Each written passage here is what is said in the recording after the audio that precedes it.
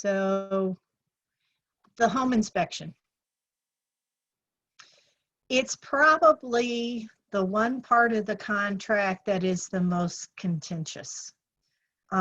It's hard sometimes to make an offer. Sometimes you've got a buyer that's very stubborn and wants to make a lowball offer just to see if it'll stick. Or you've got a seller that's stuck on their list price and multiple counteroffers go back and forth about closing costs and other concessions until you finally get the seller to agree to something. Depending on how that process goes, sometimes will dictate what you can expect during due diligence. So a buyer can go and they can make any and all inspections during due diligence. They can bring in, obviously, a home inspector. They can bring in HVAC inspector. They can have the house tested for radon or mold or lead. They can have somebody come in and look at the roof. They can have the chimney inspected. They can run as many inspectors through that property as they want. The home inspector, it does a general inspection. He is not an expert in all aspects of the property typically, but you want to make sure that you have a home inspector who's insured and bonded in the event that something happens during the inspection and the house, something is broken in the house. I had a home inspection once where the seller accused the home inspector of stealing a diamond ring.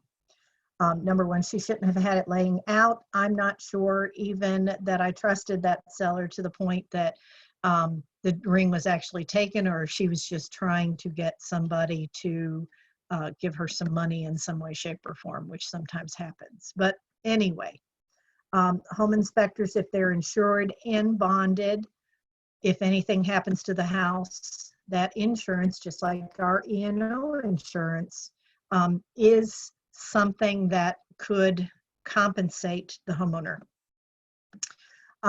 If they're insured and bonded, they're going to have training. They're going to know what they're looking for. They're going to be able to give you general information on everything. But if they feel additional inspections are necessary, they will make those recommendations. They're going to give you a detailed report that is going to be multiple pages, hopefully, with pictures and explanations. This is a 22-page report. This is not bad. I've had home inspection reports that were 50 and 60 pages. That's bad. But this inspection report in particular is not bad. But it talks about what you can expect in this report. And then we go into pictures. We have action items, which are things that are red flags should be taken care of. And then we have informational items for consideration. These are things like, where is the water cutoff? There's no screens on the windows, not uncommon here in Georgia anymore. What kind of roofing you have, the condition of the water heater, just some informational things that a homeowner generally wants to know about their property or would want to know about. Yes, ma'am. I have a quick question. Do you need a certification to be a home inspector, or a contractor, or any contractor can be a home inspector? You can be a home inspector if you want to. All you have to do is go out and say, I'm a home inspector. Wow. It's frightening. That's why you want to make sure you get the right person. I had a buyer at one point. She's like, oh, well, my contractor, he's really good. He's a home inspector. He's going to do the home inspection. I said, great. Just make sure he's going to provide us a report with pictures and explanations. She said, oh, yeah, he will. He gave me like a 3-page report that had a picture of a crack in a sink and a couple of other things. No indication that he tested the appliances. I mean, it was a bad report. I convinced my buyer to go out and get my typical home inspector, which is HouseSmart, to come in and do an inspection. And he gave her like a 40-page report. And she complained. She says, I don't want to pay for 2 home inspections. But when she got that second report, she was thrilled. that she had done it, and she was really pissed off at her contractor because of what he'd done. Let me pull that up for you because it's a real interesting report. When I got it, I called her and I said, I have no words. I honestly have no words for this inspection report that you just sent me. She's like, what do you mean? What is the average cost? What's like a range? And also, what is the liability put back on them if they're just sort of missing some major things that affect the buyer later? Well, see, and that's the problem. If they're not insured and bonded, then they've got no liability. They just went out and did an inspection and they found what they could find. You got somebody that's insured and bonded, and he tells you that the air conditioner's working, and then you move in and it's not working. Not that it dies 2 days later, but it is flat not working. You can call the inspection company and they'll get somebody out to come and look at it and fix it. If you get Joe's cousin to come in and provide you a report that looks like this, you might have a problem coming back to him later. But he said he inspected the ground. Well, no, this isn't that report. This is the report after.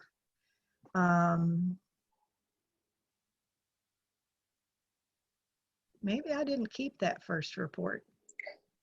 So not even a licensed contractor is required? A license? No, they don't have to have any kind of, contractors don't have to be licensed in Georgia. Wow. Yeah. So there's lots of issues with things in Georgia. I didn't keep that report. Suffice it to say, he didn't inspect much of anything. I couldn't be there with him. I happened to be out of town. I usually like to, and I don't sit my home inspections, and I don't recommend past the first half dozen you do that you actually sit there during the home inspection. What I do recommend is that you show up about an hour and a half or 2 hours in, depending on the size of the house and how much time the home inspector thinks it's going to take to do the inspection, and you can speak with them about that. You can ask them, can you page me when you're half an hour or an hour from being done so I can come and speak with you at the end so you can point out to me things that you feel are important. You can have your buyer there with you at that time. But again, sitting there for 2 hours while he's inspecting the house with or without your buyer, and hopefully it's not with your buyer, just gives them time to nitpick the house. You're sitting on the couch with nothing to do. And in the meantime, the buyer might be running around following the inspector around saying, what's that? How about this? Did you check this? And he's distracting the inspector, and the inspector is getting out of his routine. He's going to miss things. And then they're going to come back later and they're going to be mad. I had a buyer at one point, they wanted to get their own home inspector, and they were going to meet him at the property. And I said, great, you can meet him there. And I came at the end and he told us what was going on, and we all went about our way. And then after the home closed, they moved in, they said the refrigerator doesn't work. They said, you need to buy us a new refrigerator. And I said, you need to talk to your home inspector. Well, they called their home inspector. He didn't inspect the refrigerator. He didn't inspect the refrigerator because they didn't tell him to at the beginning of the inspection. They didn't give him the seller's disclosure that said the refrigerator was going with the property. Inspectors want to see that seller's disclosure because they want to look for certain things. Oh, there was an active roof leak. I need to look hard at the roof. I need to test the refrigerator because the refrigerator is going with the property. Not all refrigerators go with the property. The washer and dryer may go with the property. If it's going with the property, they need to inspect it. If it's not, they won't. So my inspector, before he goes out, he says, oh, I see, I'm going to inspect a house for you tomorrow. Can you send me the seller's disclosure? And I email it to him. So if you can't do that, you want to meet him at the house and you want to say, here's the seller's disclosure. I want to make sure you hit these high points. I'll be back in an hour to check in with you and see what you find. And again, you can come back with your buyer at that time. But sometimes buyers have to be there when the home inspector is there. Sometimes sellers are there when the home inspector is there. I've seen deals fall apart more than once because the buyer and the seller were both there. And because they were there in front of each other for 2 hours with nothing to do, they got into an argument and the contract terminated strictly because they decided they didn't like one another. So again, you need to try and temper attendance at home inspections. So this home inspection report, you can see first thing, I'll blow this up a little bit more for you. Look at this. We had a dead rat in the basement. It was a finished basement. This was in the room next to the finished basement where the water heater was. Rats can come down, and this one came down the chase for the flue that went up through the house and out the roof to keep carbon monoxide from coming into the house. So hence the rat got trapped down there with no water and he died. My buyer almost had a cow. There are things like, and the seller, when we told her about it, was just flabbergasted, could not believe there was a dead rat there. He'd been there for quite a while. They found some cracking in the steps that is absolutely normal and not unusual. And you'll see that almost all the time on homes that were constructed in the 80s, 90s, early 2000s. Once they've had a chance to settle, there is some cracking in the grout that's easily patched. It is not structural. Whoops, sorry, went too far. Windows, porch screens. They had a dog and there were some scratches in the screening in the porch. Those are not panels, those are screens that are installed and easily replaced, but you can see that my home inspector highlighted all the damage to those screens and took good pictures. The doors, they didn't lock easily or well at all. A lot of times doors will get out of alignment. That's an easy adjustment. Just about anybody can make that adjustment. Any kind of handyman can do that. Threshold loose and not weather tight. Thresholds are easily replaced. So that was something when you stepped on it, it rocked. We've all stepped on a threshold at some point that has done something of that nature. We had a deck railing. We had a missing deck railing. Now, when you've got decks that are more than 30 inches above the ground, it is recommended that they have railings on them so small children and pets can't fall off and injure themselves. This house was occupied by primarily adults, and when they put in the deck and they put the hot tub into the deck, they didn't feel a need to put on a railing. Going to the outside, the pipe from the gas meter into the house was rusty. That can be easily cleaned with steel wool and painted with a product called Rust-Oleum to keep that from happening. There's some service and repair, recaulking of wood and wood rot. Now, there's very few houses you will have inspected that aren't going to have some level of rot. Get down to the pictures. Or some damage in little places. And my inspector noted, took very good pictures of where the rot is, explaining it. So if we went back to the seller and told them we wanted things recaulked or the rot taken care of, we've got really good pictures explaining where it is, and it can be easily found in the home. Hot tub and the back deck. Okay, a couple of things with the hot tub. It was missing a cover. When you lifted the cover in here, there should have been an internal cover that would not let somebody be exposed to these wires. Again, we had a house that was occupied by adults. They did not think that was an issue. Little kids were not going to walk up in their lifestyle and open this box. But the family moving in had a 6-year-old, very active 6-year-old. Electrical, He went to the electrical panel and he said it was not labeled properly. That's fairly common. People almost never label their electrical panels. Now we get over to the outside of the house. There is an outlet on the front porch. And the GFI reset wasn't working. So when they hit the reset button, it didn't reset, which is a bad thing. When you've got electrical boxes on the outside of a home, they all have to be GFI protected. And if they don't trip when they're triggered, if there's water or something else, and outside there's a lot of water that happens, that can be a hazard. So that is a problem. There was a GFI in the basement bathroom that didn't trip when tested. There were no GFIs in the bathroom or basement bar area. There's a bar in the basement. You can see here, basement bar. There was a sink there and there was water. And if there's a sink and there's water, you have to have ground fault protected outlets within a certain distance of anything that has water.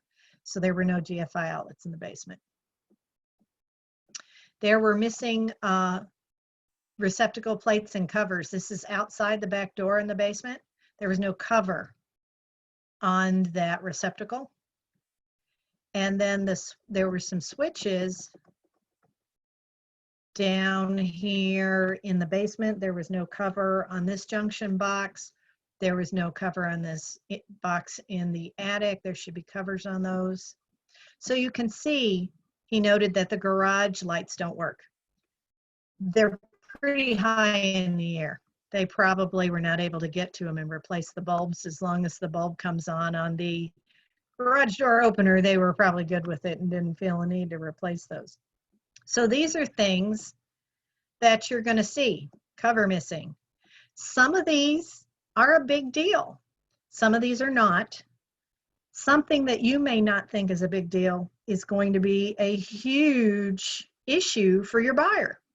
You have to get your buyer to define for you what's important for them. Some buyers will go through here, and if they've never bought a house before, they'll go, oh, they've got to fix everything. Well, what they don't understand is a seller isn't going to fix everything, because if you go through this report, there's a door problem, there's some staining in the attic, a missing cover for the filter. This report, in all total, as we scroll down through here, just because it's red flagged doesn't mean it has to be fixed immediately, and doesn't mean the seller's going to fix it.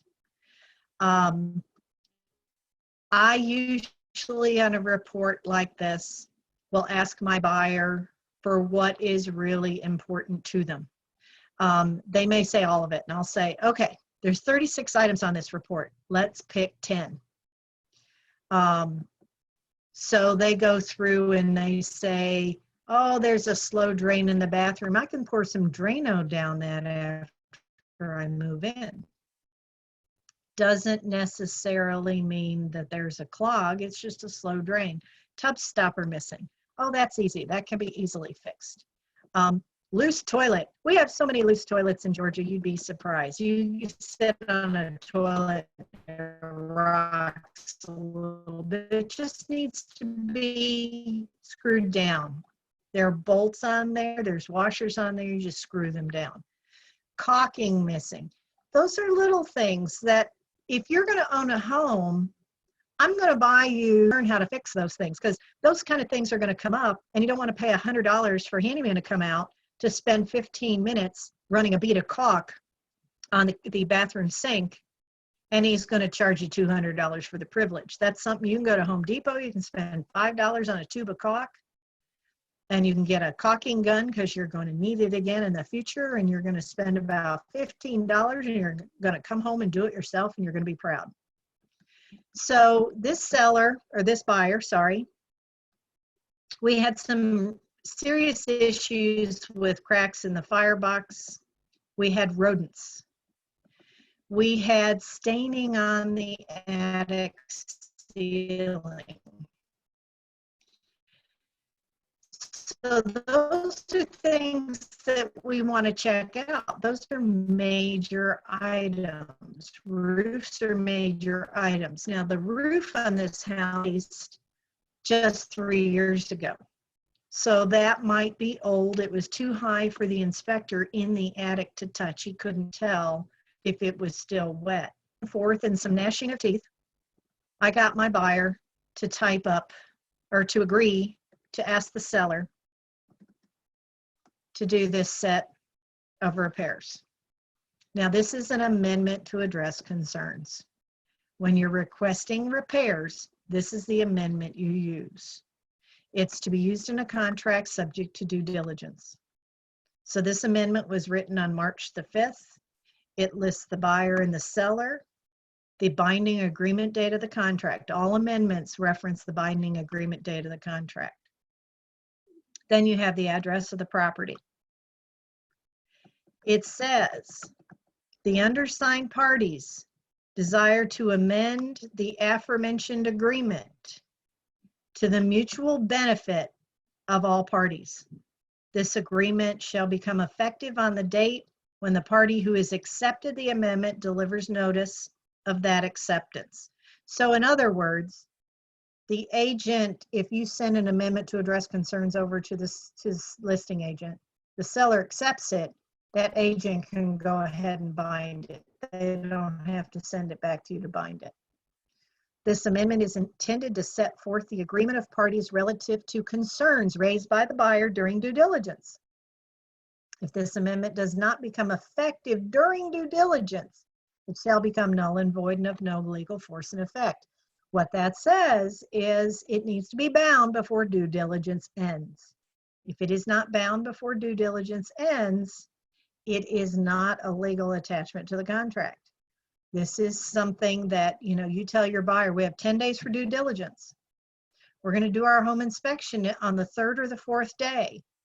We're going to take a couple of days to look at the report and draft our request for repairs.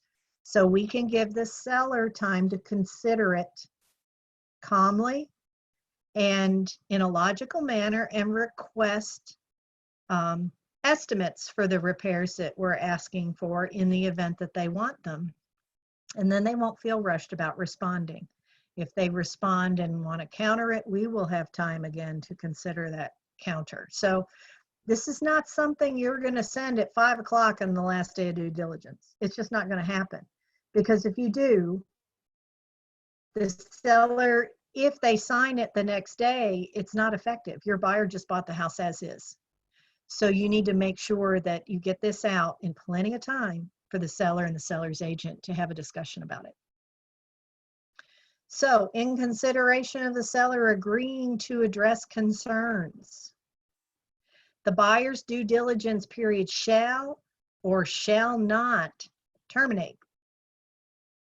So typically you want it shall. The seller's going to want it to say shall. The buyer's going to want it to say shall not.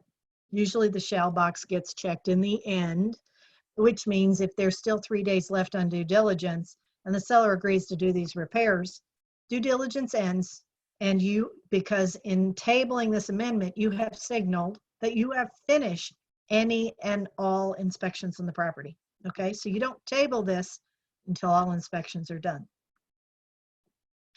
Now, therefore, and in consideration of a sum of $10, and all documents say that, $10 doesn't really change hands. And other good and valuable consideration, the receipt and sufficiency of which is hereby acknowledged. The parties hereto agree to modify and amend the agreement to address the following concerns existing with the property. So this is where some agents mess up. I have gotten amendments to address concerns from agents that have said, buyer wants everything in the attached inspection report corrected. Inspectors in their inspection reports make statements. They don't request repairs. they say there's a cover missing where the filter goes on the HVAC compressor in the basement, the HVAC unit in the basement. Okay, there's cover missing. That's a statement. That's not a request for a repair. Sometimes agents will copy verbatim what the inspector put in. And again, the inspector is not requesting or recommending a repair. He's just making a statement about condition. So you need to, reference the inspection report. You need to take some of what the inspector did, but you also need to request a specific repair. So right here I wrote item 1, page 3, and item 24, page 11. Contract with a branded pest control company to remove the dead rodent in the basement and sanitize. Additionally, have them evaluate the attic, remove any contaminated insulation, sanitize and replace in kind, which means put in the same kind of insulation, as well as seal any potential entry points and provide a 1-year bond against future invasion and damage. Hopefully that statement does not leave open for conjecture doing something or not doing something that my buyer didn't want them to do. There is a rodent in the basement. There was indication of rodents in the attic. We didn't want them going to Joe's Pest Control to get this done. We wanted them to go to Breda or Terminex or something like that. So we asked for a branded pest control company. Hopefully they had a termite bond with Breda or something. It turned out this was Breda because that's who they had their termite bond with. And that's who they went to have that taken care of. You know, I didn't care which one they went to. My buyer didn't care. Sometimes you can request contract with Arrow Exterminating to do this. They don't have to. We left it open and let them pick who they wanted to do it. But we were specific in what we wanted them to do. They needed to remove, clean, sanitize. Sanitize is very important when it comes to rodents. Seal entry points and give us a bond. Because if that pest control company didn't do a good job, the buyer can go back to them for at least a year because there would be a 1-year guarantee on what they did, okay? My buyer then wanted to ask for missing outlet fixture and filter covers. There were several covers that were missing, and we said item 9, page 6, item 17, page 8, item 22, page 10, provide missing outlet fixture and filter covers. They didn't necessarily care if they were installed. I would have said provide and install. They just wanted to have them. They figured they were somewhere in the house. Turns out the seller didn't have them. So they decided to redact that. And they did that by drawing a line through it and providing an initial and date. My buyer, in accepting it, had to do the same. We wanted them to label the breaker panel. They weren't going to do it. So they took that out. And in a way, I don't blame them because you'll see through the rest of this report, they were doing a lot of work for us and spending a lot of money. Item 21 and 23, page 10, contract with a roofing professional to reconnect the flue in the attic, which had come loose, and evaluate the stained roof decking. Repair or replace as recommended by the roofing professional. They just had the roof put on 3 years ago. So obviously they had a roofing company that they were going to call and have them come back and look at this. This was not going to cost them a lot of money. This pest thing, on the other hand, was going to cost a couple grand. Item 29, pages 12 and 13, contract with a chimney specialist to have the fireplace firebox evaluated. It was cracked. Clean the fireplace and flue and repair or replace as recommended by the chimney specialist. Buyer recommends use of chimney specialist Fred Sutta. Fred is a personal friend of mine and my husband's and does all our chimney work for our home, and we recommend him highly to everyone. They ended up calling Fred and they liked Fred. They liked his evaluation and his estimate for repairs, so they chose Fred. So we're going to go a little farther down.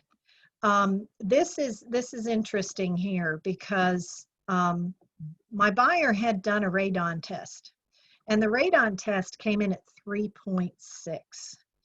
Radon, if you're going to be concerned about radon, it has to be 4.0 or higher to be of what's considered by the EPA dangerous. If you read your radon pamphlet, that's what it says. My buyer wanted a radon mitigation system installed. Those systems can cost $1,500 to $3,000. Not a huge expense, but still a lot of money. And they wanted the seller to do it. So per the attached radon report, contract with a radon mitigation company to install a radon mitigation system, retest and provide results and a system warranty to the buyer. I knew the seller was going to poo-poo on this, and they had a stating, per report from your professional, radon level is within limits that the EPA does not require mitigation. I warned my buyer in asking for that. The seller would likely not do it, and they chose not to. So then we said, this is very important, seller to provide paid receipts to buyer for all work done no later than 5 p.m. on March 20th to allow time for reinspection. We were closing March 27th.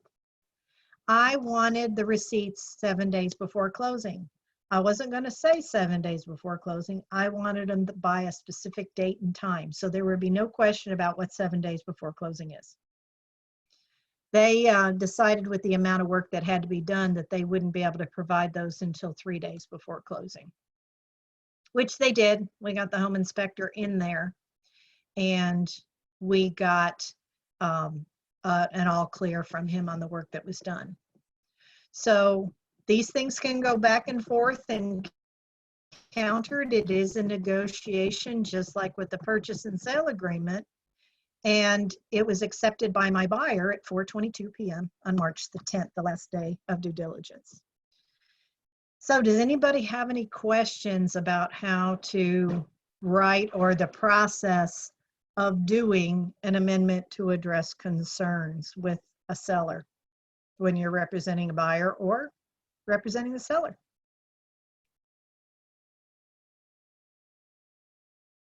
It's a lot of information. When you get your first home inspection report, Brian and I will work with you to talk you through how to making sure that everything is clear and what you're asking for is concise. If you type a statement that says, fix all rotting wood on the home, okay, they can putty the wood, but you didn't tell them they had to prime and paint it to match the paint that's already on the house. You said fix the rotten wood. They fixed it. They puttied it. That's all they have to do. So that's why you want to be real careful about what you ask for. You want to make sure, again, if that was being presented to you and your seller, that you knew specifically what was to be done and that it wasn't going to be done halfway. Okay? Okay. Hey, Eileen, it's Marquis. I got on kind of late. That's okay. But for the most part, it was the timeliness of it all as far as the amendments go. I think I told you I just got a buyer and everything, and I kind of want to have the inspector set up, on deck ahead of time, waiting for him when he decides to offer and stuff. So I guess you're saying we need to jump on this immediately if there's something as far as scheduling it. I guess the timeliness of it for the paperwork and the availability of me responding and all of this stuff, because this looks like it can easily slip through the cracks. Sometimes sellers will only give you 7 days for due diligence. 7 to 10 days is the general consensus. A lot of buyers want to ask for 14 days. The problem with that is you're asking the seller to take their house off the market for 14 days, and your buyer can have a bad dream the night after the home inspection on the 12th day and terminate the contract just because they had a bad dream. I mean, they can terminate for any reason during due diligence, and that's why sellers like to keep it short. I like to keep it short as a buyer's agent, and You also want to make sure that the buyer is going to do what they need to do in the time frame they need to do it. They're trying to buy a house. You don't want to drag your feet. So what I typically have my buyer do, if we're making an offer on a property and it looks like it's an offer that's going to be accepted, I tell them to go ahead and call the home inspector now, even before the offer is bound. Make an appointment for 3 days out, because it usually takes 3 or 4 or 5 days to get on your inspector's appointment calendar. So today is Monday and we're negotiating an offer. I would tell my buyer, call and see if you can get an inspection scheduled for Thursday or Friday. Well, I work on Thursday and Friday. Can we do it Saturday? Okay, fine. Let's do it Saturday, but make sure you get it on Saturday, not Sunday. We need to get this done as soon as possible. So I have them go ahead and schedule that inspection. If the contract doesn't get bound, they can always cancel it. It doesn't cost anything to have it canceled, and it's scheduled far enough out that if they do cancel it, it's not going to hurt the home inspector's income, because he's going to be able to schedule another inspection in that window. And then you know that, say you have 7 days for due diligence, the contract is bound tomorrow, which is Tuesday.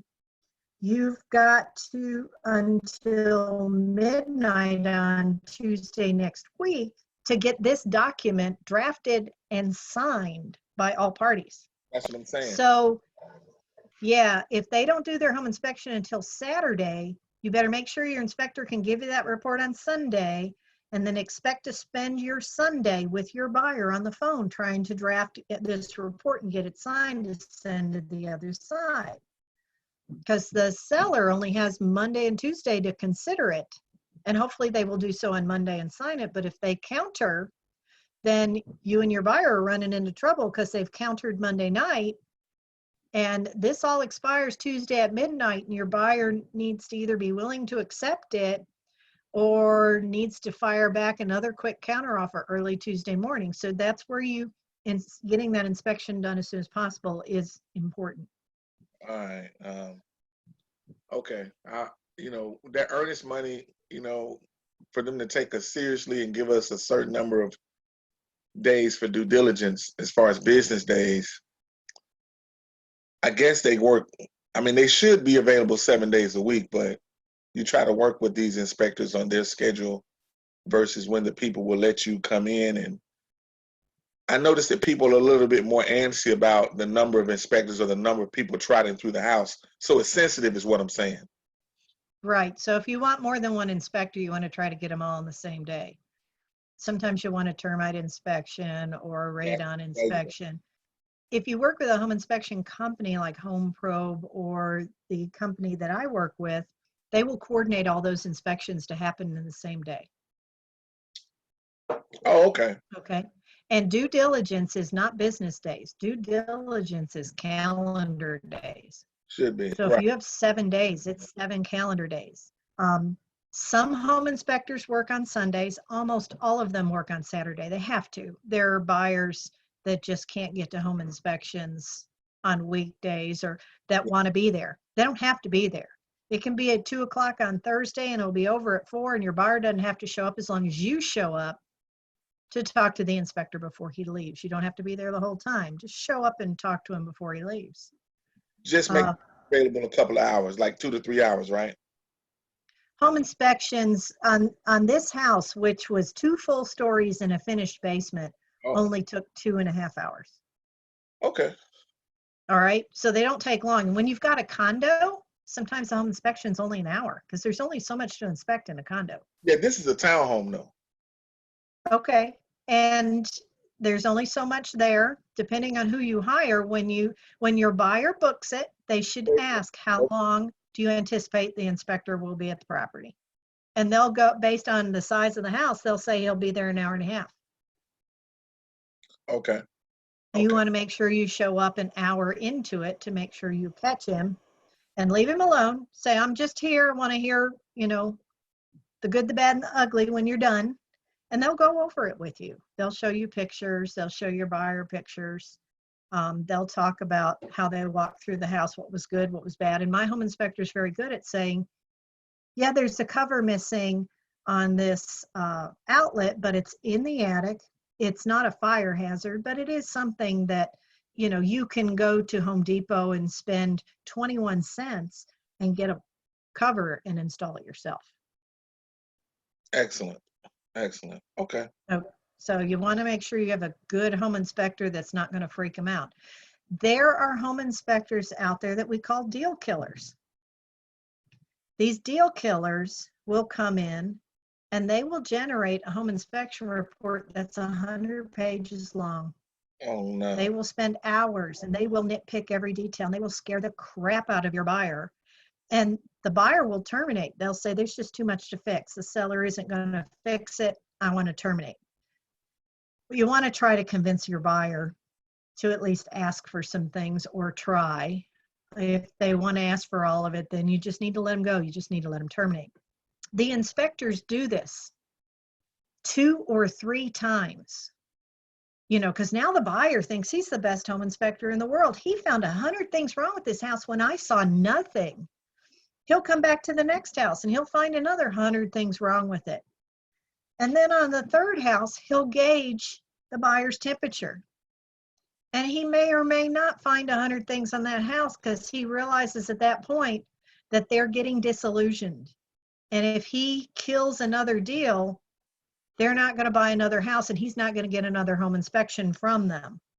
So his game is to get as many inspections out of these buyers at $350 to $450 a pop as he can before they go, man, if this house doesn't pass, I'm just not going to buy a house. And that house will pass with flying colors. Isn't it my job as the realtor to reel the buyer back in, regardless of how many violations or you know, how many things that he find the inspector finds, to let them know the reality of what it's like to get this done. You know, that it's competitive offers out there with this I mean, they call it due diligence for a reason. Right.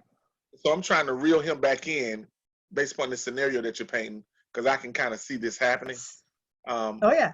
How do I reel the buyer back in to understanding, hey, look, I know he's showing you a lot of stuff, but with a grain of salt, you know, still, you might want to still move forward on this, because the next condo or the next townhome, you know, might not be any better. I hate to say that, but how do you do that? Well, no, you're not going to say it that Just want to way. maintain the deal. You're going to tell, yeah, you're going to tell them that there's nothing that can't be fixed.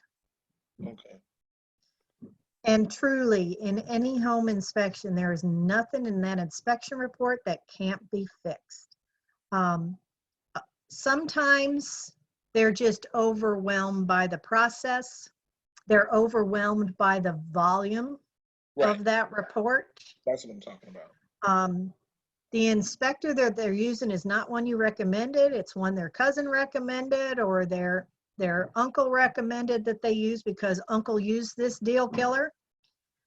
Sometimes, you know, and sometimes you just can't talk them down. Okay. You just have to let them terminate the contract and move on to the next one. But, you know, I explained to everybody, you know, we're going to get a home inspection. There is nothing that can't be fixed. You can't expect the seller to fix everything in the report that we're going to get. There are certain things that you can probably get taken care of very easily by a handyman for a couple of $100, or you can do them yourself.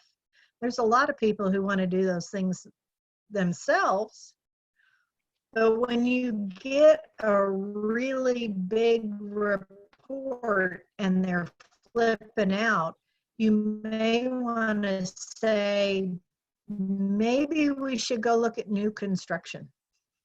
They have to understand they're buying a used home, just like buying a used car. Home inspected to find out what makes it unlivable. And there's very little that makes a home unlivable. Okay. Okay. Rodents are the big exception. Of course, this house had a rodent issue, but we got it fixed and the buyer closed. Office. The green people that from REI to office, I think they're out of Conyers Covenant. I don't know where they're from. but I was gonna recommend them. I don't know how many he has lined up, but I was gonna recommend those guys. Who is that again? You know, REI. I can't think of the name of them off the top. Oh, yeah. But I'm assuming, you know, they come up there all the time, so I was gonna give them a chance. It's a All time. right. Understand that just because they come into the office and make presentations and do classes, it's only because they're paying us money. I thought that meant they were great and awesome because No, they, no, no. that's It why. just means they're paying money. Okay?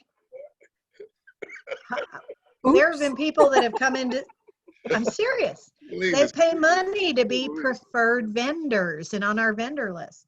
Some of them are good, some of them are not. Just, you know, what you might want to do is call them now and ask for a sample report Okay. and see what kind of report they provide. That's right, Rita. I will say this. This is Rita. I use them. I think you're talking about residential, the RAI. That's it. That's Yeah, it. RAI. I did use them for my home. The Right. inspection was fine, but I don't recommend their home warranty at all. Man, I keep hearing about that home warranty situation.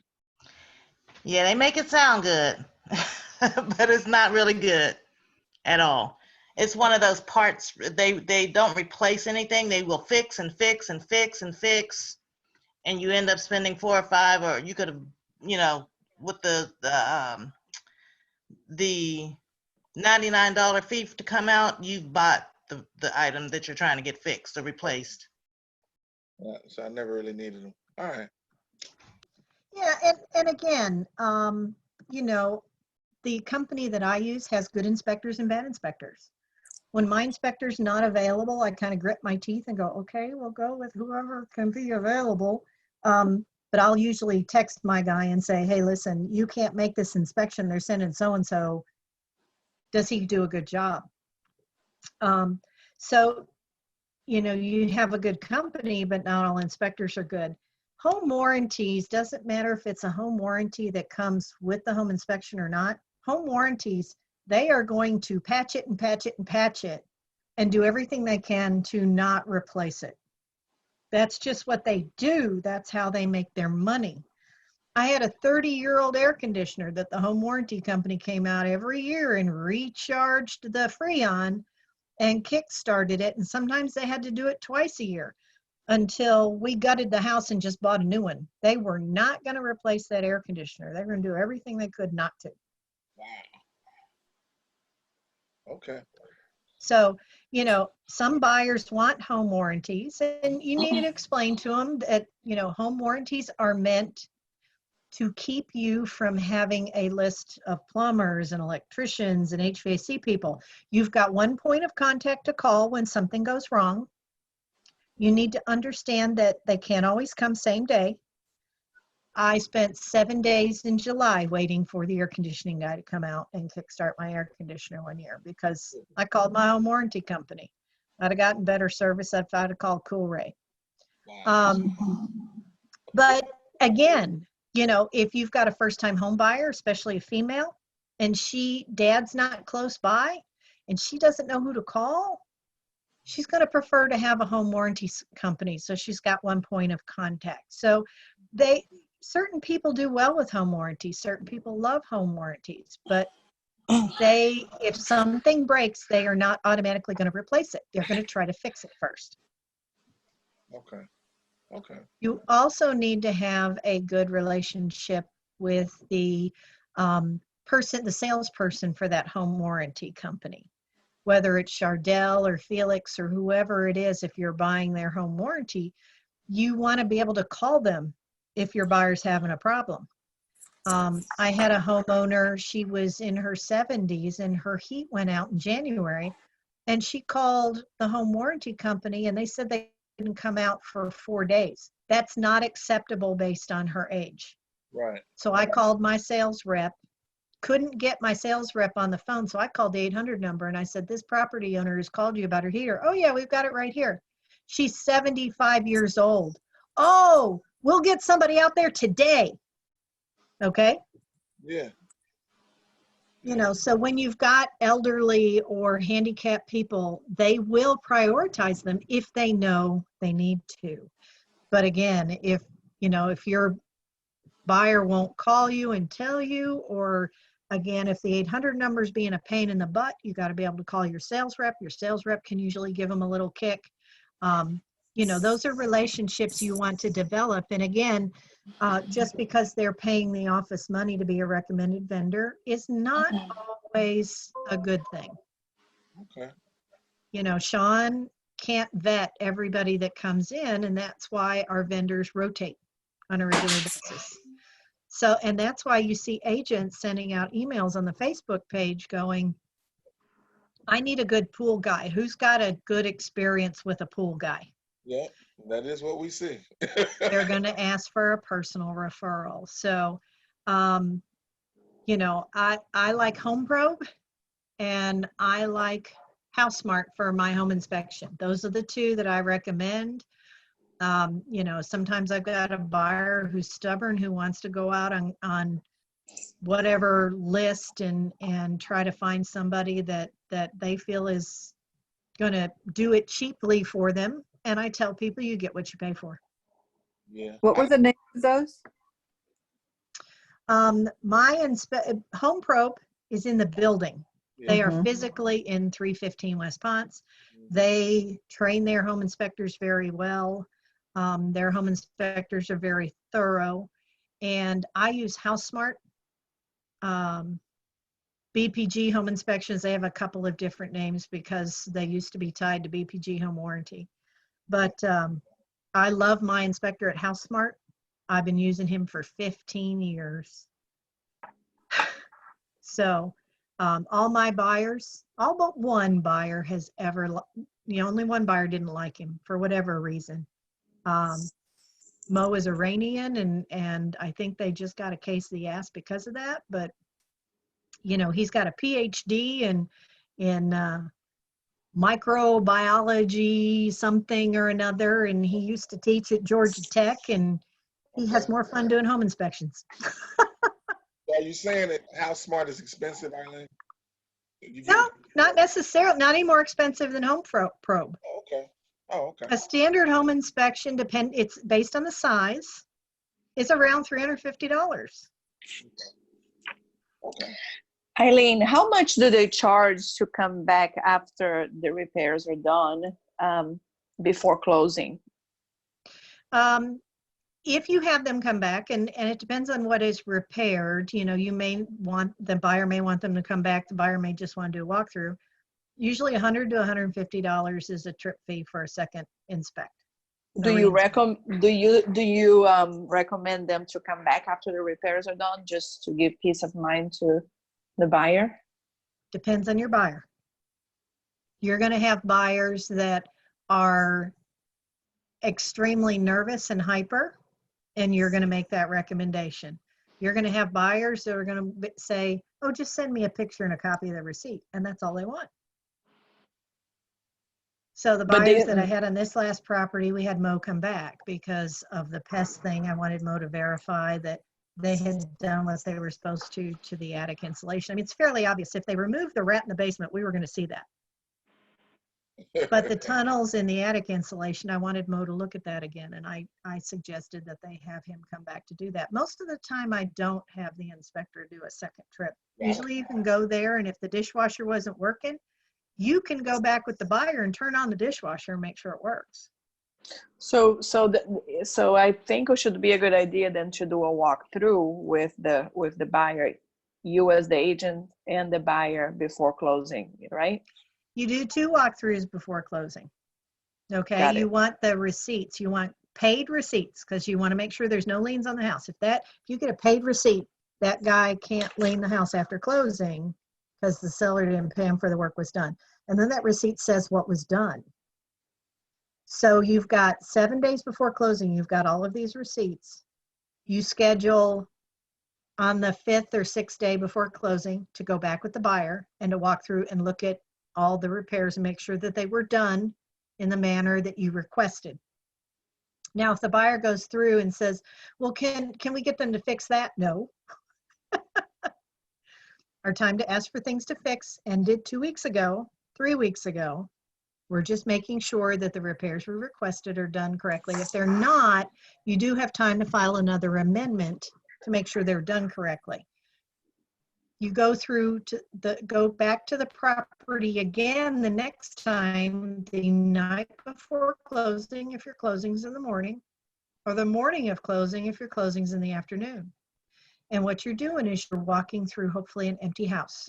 You want to make sure that the seller's movers or the seller in moving out didn't punch holes in the walls, that they have patched all of the picture holes that were there, that they didn't take the doorbell cover, which it happened this year. They had a really fancy doorbell cover and they took it. It's fine to take it, put something there in its place, just don't leave an open doorbell mechanism. You know, make sure that didn't take the alarm panel when they checked that they were leaving the alarm in the seller's disclosure. More often than not, what happens on the walkthrough is that sellers movers took the refrigerator when the refrigerator was supposed to convey with the property. And the refrigerator's on a moving truck somewhere and the seller didn't even know it because they weren't there when the movers came through. So you want to make sure the appliances that are supposed to be there are things of that nature. That home inspection also details the appliances, serial number and everything. So if the seller swaps something out last minute, you've got documentation that no, they swapped it out. And if what they put in there is inferior, you can request it be replaced. If it's superior, you want to leave it, obviously. Right. So you're going to go to the property many, many times with your buyers. Do you have another question? Yeah. So in the case that there is a problem, they took they took something that they're not supposed to, and then you went through closing. How do you solve the problem after closing? No, you don't go through close. No, you don't close if they took something. They're not, once you close, the contract is null and void. There is verbiage in the contract that says once the closing is occurred, this contract is null and void, then the buyer has just bought the house with whatever. So if the refrigerator is missing, you write an amendment that says this amendment survives the closing. Seller will replace the missing GE side-by-side stainless steel refrigerator with ice and water in the door, model number, blah, blah, blah, blah, blah, with a similar or better model within 3 days of closing or something of that nature. I mean, the more detail, the better. But the first statement is this amendment will survive the closing. And you bring that to the closing table. If the seller won't sign it, you don't close. Your buyer doesn't close. Got it. Okay. Yeah.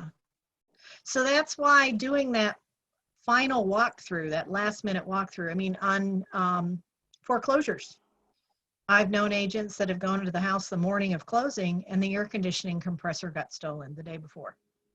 Or you go there 2 days before closing and everything's fine, and your buyer goes to the house after closing and the air conditioning compressor is missing. Well, you should have gone back that morning. So that's why, as soon as the repairs are done, you check repairs. And then right before closing, you go back and make sure that everything was in substantially the same condition it was the day you walked through the house and showed it to your buyer and they put it under contract. Okay. Okay. So, you may go to the house a couple of times to get it under contract. You're going to go back to it when the home inspection happens toward the end, not for the whole thing, if you can help it. You're going to go back to the property probably between the home inspection and that walkthrough to check the repairs, to let them measure things. Sometimes they'll want that. I try to get them, if they want to measure for curtains or if they want to measure a room, to do that when we do the 7-day walkthrough after the repairs are completed. And then you do another walkthrough right before closing. You can offer, in some cases, to If the listing agent will give you the shackle code, you can bring the lockbox to closing with you for them so they don't have to run out there and get it. Bring them their lockbox and sign. Listing agents who don't live close to their listings, not every case do we live close to our listings. They may appreciate the fact that you're going to bring them the lockbox and sign. When you do that final walkthrough, if you're doing it just a couple hours before closing, you want to ask the listing agent, do you want me to bring the key to closing? Or will you be going by the house on your way to closing and you want to bring it yourself? That is the listing agent's choice. If they tell you to bring the key to closing, don't give it to your buyer. You bring the key to closing, and after all the paperwork is signed, then you give it to your buyer. Okay? Because it's not their house yet. They don't get the key until they've signed the paperwork. And Eileen, if the buyer cannot be present at this last walkthrough, so they cannot be there to do the walkthrough, so you are the agent, you're gonna do the walkthrough, and you're gonna say everything looks good to me, but you know you missed something, or you know you thought it was working and it's not. What is your liability on that? You send them an email and say, per our discussion during my walkthrough this afternoon, these things are all, you asked about these things and we verified that they're all in working order. Please confirm receipt. And when they confirm that email, that covers you. It's kind of like a hold harmless. They come back later and say, well, why didn't you check the fridge? Well, when we were doing the walkthrough, I asked you if there was anything else you wanted me to check. You didn't ask me to check the refrigerator.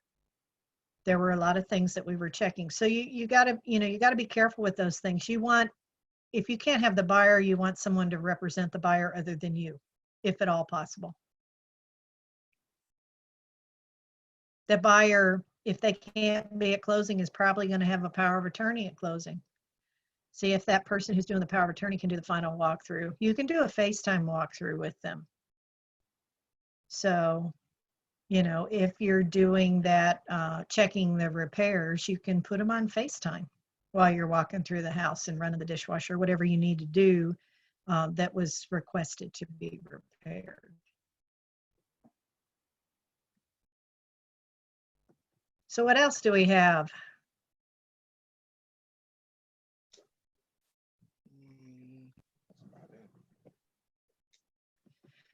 There is a lot